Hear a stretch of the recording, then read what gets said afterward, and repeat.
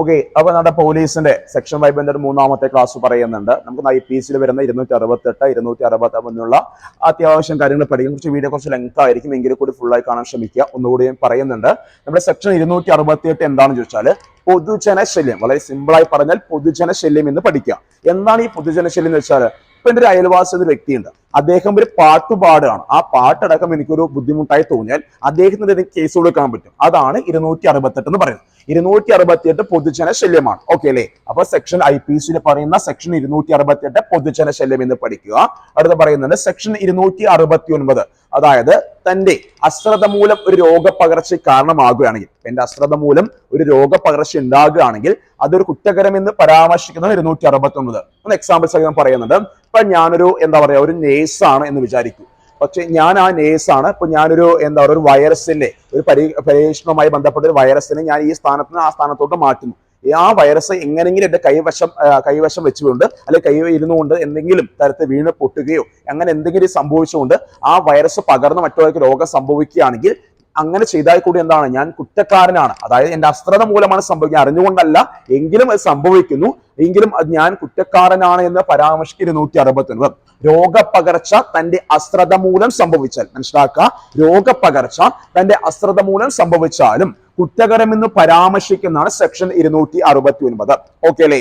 എന്നാൽ സെക്ഷൻ 270 എന്താണെന്ന് ചോദിച്ചാൽ രോഗപകർച്ച വിദ്വേഷപൂർവ്വം, മനസ്സിലാക്കുക, രോഗപകർച്ച വിദ്വേഷപൂർവ്വം സംഭവിപ്പിക്കുകയാണെങ്കിൽ അല്ലെങ്കിൽ ചെയ്യുകയാണെങ്കിൽ കുറ്റകരമെന്ന് പരാമർശിക്കുന്നതാണ് 270 പറയുന്നു. അതായത് ഇപ്പൊ എനിക്കറിയാം, ഇപ്പൊ എനിക്കൊരു കോവിഡ് ബാധിച്ചിരിക്കുകയാണ്, അപ്പൊ എനിക്ക് ക്വാറന്റൈൻ ഏർപ്പെടുത്തിയിരിക്കുന്നു. എങ്കിൽ ഞാൻ എന്ത് ചെയ്യുന്നു, അത് വകവെക്കാതെ ഞാൻ പുറമേ ഇറങ്ങി നടക്കുകയാണെങ്കിൽ ഞാൻ ചെയ്യുന്ന കുറ്റമാണ്. എന്താ വെച്ചാൽ എനിക്കറിയാം എനിക്ക് കോവിഡ് ഉണ്ട്, അല്ലെങ്കിൽ കോവിഡ് ഉണ്ടെന്ന് അറിയാം, അപ്പൊ ഞാൻ പുറമേ ഇറങ്ങി നടക്കാൻ പാടില്ല. എന്നിട്ട് അറിഞ്ഞിട്ടും ഞാൻ ചെയ്യുകയാണെങ്കിൽ ഞാനൊരു കുറ്റക്കാരനാണ് എന്ന് പരാമർശ സെക്ഷനാണ് 270. ഓക്കെ ആണോ? 269 എന്ത് പറയുക, രോഗപകർത്തന്റെ അശ്രദ്ധ മൂലം ഞാൻ അറിയാതെ സംഭവിക്കുന്നു, എന്നാലും ഞാൻ കുറ്റക്കാരനാണ് എന്ന് പരാമർശിക്കുന്നതാണ് 269. ഇതിന് 6 മാസം വരെ തടവ് കിട്ടാം. സെക്ഷൻ IPC 261 എന്ന് പറയുന്ന 6 മാസം വരെ തടവ് കിട്ടാം, അതുപോലെ തന്നെ പിഴയും കിട്ടാം, ചിലപ്പോൾ രണ്ടും കിട്ടാവുന്നതാണ്. ഓക്കെ അല്ലേ? അതാണ് 261 പറയുന്ന ശിക്ഷ.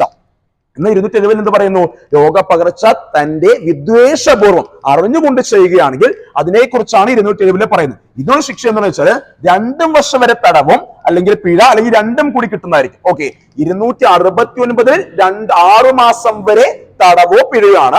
അതുപോലെ തന്നെയാണ് 270 എന്താണെന്ന് വെച്ചാൽ 2 വർഷം വരെ തടവോ അല്ലെങ്കിൽ പിഴയോ അല്ലെങ്കിൽ രണ്ടും കിട്ടുന്നതായിരിക്കും. ഓക്കെ അല്ലേ? എന്നാൽ 277 IPC പറയുന്ന സെക്ഷൻ 277 എന്താണെന്ന് ചോദിച്ചാൽ, അതായത് പൊതുജലാശയങ്ങൾ, കിണറുകൾ എന്തെങ്കിലും തരത്തിൽ മലിനമാക്കുകയാണെങ്കിൽ അതൊരു കുറ്റകരമെന്ന് പരാമർശിക്കുന്നതാണ് 277. ഓർക്കുക, ഇപ്പൊ ഒരു പൊതുജലാശയം, ഒരു കിണർ, പഞ്ചായത്ത് കിണർ, ഞാൻ ഏതെങ്കിലും തരത്തിൽ മുടി സംതിങ് എന്തെങ്കിലുമൊക്കെ ഇട്ടിട്ട് അത് മലിനപ്പെടുത്തുകയാണെന്നുണ്ടെങ്കിൽ അതൊരു കുറ്റകരമെന്ന് പരാമർശിക്കുന്ന സെക്ഷനാണ് 277. ഓക്കെ, ഈ 277 പ്രകാരം ഒരു കുറ്റം ചെയ്യുകയാണെങ്കിൽ അതിന് ശിക്ഷ എന്ന് വെച്ചാൽ 3 മാസം വരെ തടവോ പിഴയോ അല്ലെങ്കിൽ രണ്ടും കിട്ടാവുന്നതാണ്. സെക്ഷൻ ഒന്നുകൂടി ഞാൻ പറയുന്നു. IPC പറയുന്ന സെക്ഷൻ 277 പൊതുജലാശയങ്ങൾ, കിണറുകൾ എന്നിവ മലിനമാക്കുന്നത് കുറ്റകരമെന്ന് പരാമർശിക്കുന്നതാണ് സെക്ഷൻ 277. അതിന് ശിക്ഷ ചോദിച്ചാൽ 3 മാസം വരെ തടവോ കൂടാതെ പിഴയോ അല്ലെങ്കിൽ രണ്ടും കിട്ടാവുന്നതാണ്. ഓക്കെ അല്ലേ? എന്നാൽ സെക്ഷൻ 299 കുറ്റകരമായ നരഹത്യ, ഇമ്പോർട്ടന്റ് ആണ്. കുറ്റകരമായ നരഹത്യ എന്താണ്? ഈ കുറ്റകരമായ നരഹത്യ വെച്ചാൽ, ഇപ്പൊ എനിക്കറിയാം, അതായത് ഇപ്പോ ഒരു വ്യക്തിയോട് വിദ്വേഷമുണ്ട് വിചാരിക്കൂ. ഇപ്പൊ എന്റെ ഫ്രണ്ടിനോട് വിദ്വേഷമുണ്ട്. ഇപ്പോ അദ്ദേഹം സഞ്ചരിക്കുന്ന വണ്ടിയുടെ ബ്രേക്ക് ഞാൻ എന്ത് ചെയ്യുന്നു, ഊരിവിടുകയാണ്. ഓക്കെ, അദ്ദേഹം അതറിയാതെ ചെയ്തിട്ട് അദ്ദേഹം ആ വണ്ടിയും കൊണ്ട് പോകുന്നു, അദ്ദേഹം മരണം സംഭവിക്കുകയാണെങ്കിൽ അതൊരു കുറ്റകരമാണ്. എനിക്കറിയാം ബ്രേക്ക് അഴിച്ചുവിട്ടാൽ അല്ലെങ്കിൽ ഇല്ലാതാക്കിയാൽ അത് മരണം സംഭവിക്കുന്ന എനിക്കറിയാം. എന്നിട്ടും ഞാൻ ചെയ്യുകയാണെങ്കിൽ സെക്ഷൻ 299 പ്രകാരം എനിക്കെതിരെ കേസെടുക്കാവുന്നതാണ്. ഓക്കെ, മനസ്സിലാക്കണം. സെക്ഷൻ 299 കുറ്റകരമായ നരഹത്യ, മരണം സംഭവിക്കണമെന്ന ഉദ്ദേശത്തോടു കൂടി ചെയ്യുന്ന പ്രവൃത്തിയിൽ മരണം സംഭവിക്കുകയാണെങ്കിൽ അത് കുറ്റകരമെന്ന് പരാമർശിക്കുന്നത് 299. ഓക്കെ അല്ലേ? എന്നാൽ 300 എന്നത് കൊലപാതകത്തെ കുറിച്ച് പരാമർശിക്കുന്നു. ഓർക്കുക, 299 കുറ്റകരമായ നരഹത്യയാണെങ്കിൽ 300 കൊലപാതകമാണ്. ഇവിടെ ഞാൻ പറയുന്നു, മരണം എന്ന ഉദ്ദേശത്തോടു കൂടി ഞാൻ ഒരു പ്രവൃത്തി ചെയ്യുന്നു, മരണം സംഭവിക്കുന്നു. ഇവിടെ എന്താണ്? ഡയറക്റ്റ് ഹിറ്റ് ആണ്. അപ്പൊ ഞാൻ കൊല്ലാൻ വേണ്ടി മാത്രം ഒരു വാളെടുത്ത് വെട്ടുകയാണെങ്കിൽ അത് കൊലപാതകമാണ്. ഇവിടെ 299 കുറ്റകരമായ നരഹത്യ, 300 കൊലപാതകമാണ്. ഓക്കെ ആണോ? ഇപ്പൊ ഒന്നുകൂടി ഞാൻ ഇത്രയും കാര്യങ്ങൾ പറയും. അതിനു മുമ്പായിട്ട് 260 സെക്ഷൻ 268, 269, 220, 227, 299, 300. ഓക്കെ, ഇതുവരെയുള്ള സെക്ഷനിലെല്ലാം ഭാരത ന്യായ സംഹിതയുടെ സെക്ഷൻ കൂടി പഠിക്കണം. 268 പഠിക്കുമ്പോൾ ഒരു 2 സെക്ഷനുകൾ കൂട്ടിപ്പഠിക്കുക.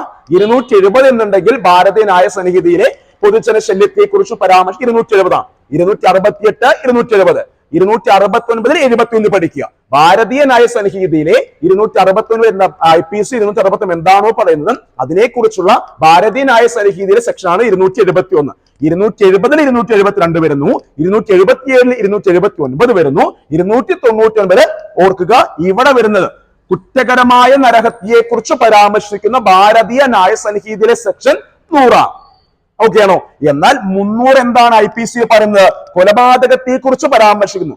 ആ കൊലപാതകത്തെ കുറിച്ചുള്ള ഭാരതീയ ന്യായ സംഹിതയിലെ സെക്ഷനാണ് 101. 300, 101 പഠിക്കാം. 299, 100, 300, 101. ഓക്കെ ആണോ?